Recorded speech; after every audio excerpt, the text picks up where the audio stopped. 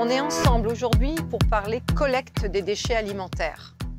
C'est obligatoire sur tout le territoire français depuis janvier 2024 en fonction des moyens des collectivités. Sur Cossenaglo, c'est un déploiement qui a commencé au niveau des écoles, des collectivités et aujourd'hui, c'est chez vous, à vos portes, que vous pourrez trier vos déchets alimentaires.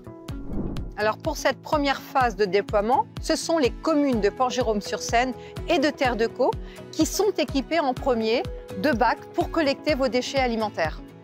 Cette nouvelle pratique est indispensable. C'est un tiers de nos déchets et ces déchets sont faits d'eau. Pourquoi les incinérer? Il faut absolument qu'on travaille ensemble pour que ces bacs de collecte soient votre outil de main pour vos déchets alimentaires. Ça veut dire que ces déchets-là, nous pouvons les recycler. Nous pouvons en faire de la biomasse. Nous pouvons les rendre destinataires des méthaniseurs qui sont faits pour cela.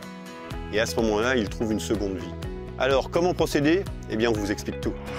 Première étape, vous équipez d'un bioseau. Vous habitez Terre-de-Caux ou Port-Jérôme-sur-Seine? Cossenaglo vous fournit gratuitement un bioseau. Il vous suffit d'en faire la demande par téléphone ou sur notre site internet cossen.fr. Le bioseau sera livré directement chez vous. Si vous préférez, vous pouvez aussi utiliser un sac en papier issu de vos courses. Comme il est biodégradable, il peut être jeté directement dans la benne des déchets alimentaires. Deuxième étape, trier.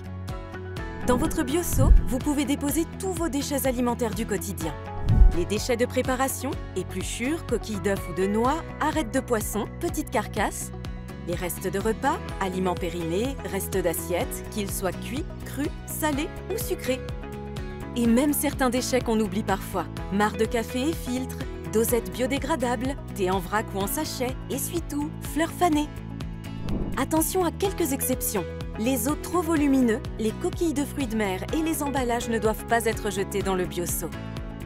Troisième étape, direction la benne la plus proche de chez vous. Vous n'avez plus qu'à déverser vos déchets alimentaires. Donc tout a été pensé pour éviter la présence de nuisibles et la formation de mauvaises odeurs. Ces abri-bacs sont solides, robustes, équipés de capots étanches évitant l'imprégnation d'odeurs. Afin d'éviter tout désagrément, les abri-bacs seront nettoyés chaque semaine et ils seront collectés 2 fois la semaine pendant les périodes estivales où il y a de la chaleur. En bref, ce dispositif est propre, sécurisé et pensé pour votre confort. Et après, que deviennent vos déchets alimentaires? Ils sont collectés puis envoyés à l'unité de méthanisation de Cléville. Là-bas, les déchets sont brassés dans une cuve fermée, chauffée à 40 degrés Celsius et privée d'oxygène pendant 90 jours.